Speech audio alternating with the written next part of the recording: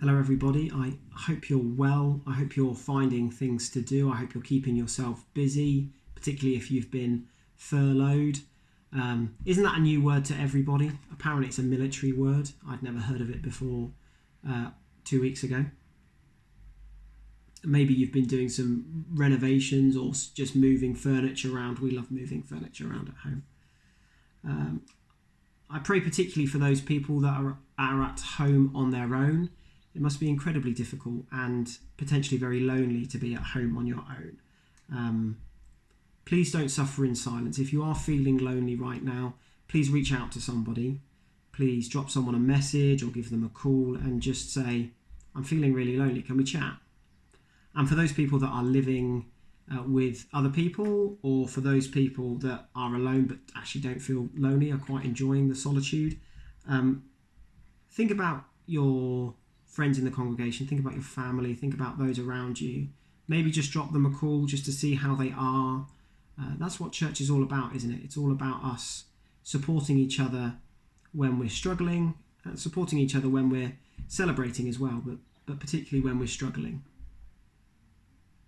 Gemma will tell you that I'm pretty dreadful when it comes to presents. I don't think I'm that bad at giving presents, but I'm pretty rubbish at receiving presents. I often think, well, what am I supposed to do with this potato masher? We already have a potato masher. Or what do I want with these secateurs? We don't really do any gardening. I can be pretty bad when it comes to presents. I need to work on that. I'm not very gracious in that respect. But actually, Jesus gave us a present that whether we like it or not, we need to accept it. Why we wouldn't want to accept it, I don't know. But that gift is obviously the gift of everlasting life. We think about it every Easter. We think about it throughout the year as well, but particularly at Easter. We think about when Jesus died on the cross and then 3 days later rose again. And in so doing, he brought us eternal life with God as well. When he rose for all of us.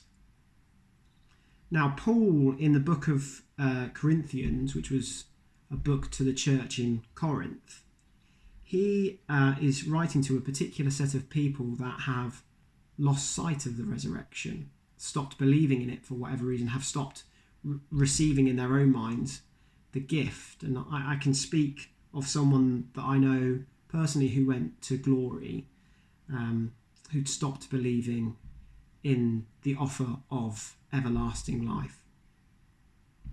What he's saying is that if we lose sight of Jesus as the risen King, then we lose sight of our own potential to be risen. What he's saying is that if Jesus died and rose again, then we all have the potential to be risen again through Jesus. But if he didn't die and rise again, then this all counts for absolutely nothing. We serve a guy who said that he was God, but then when push came to shove, he was proven to be a hoax. But we don't have that, do we? We know we don't. We know we serve a God who died and rose again, and in so doing allowed us to rise with him when we die. And in so doing, Paul says in 1 Corinthians that death has now lost its sting. He says in chapter 15, verse 54 and 55, death has been swallowed up in victory. Where, O death, is your victory? Where, O death, is your sting? Now, this is referring back to two parts of the Old Testament, Isaiah 25 and Hosea chapter 13. If we look at Isaiah first, God is in no doubt as to what he's going to do.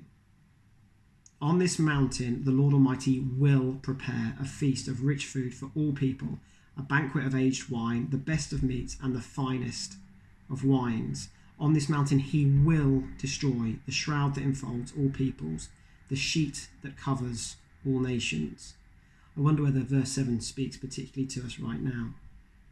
He will swallow up death forever. The sovereign Lord will wipe away the tears from all faces.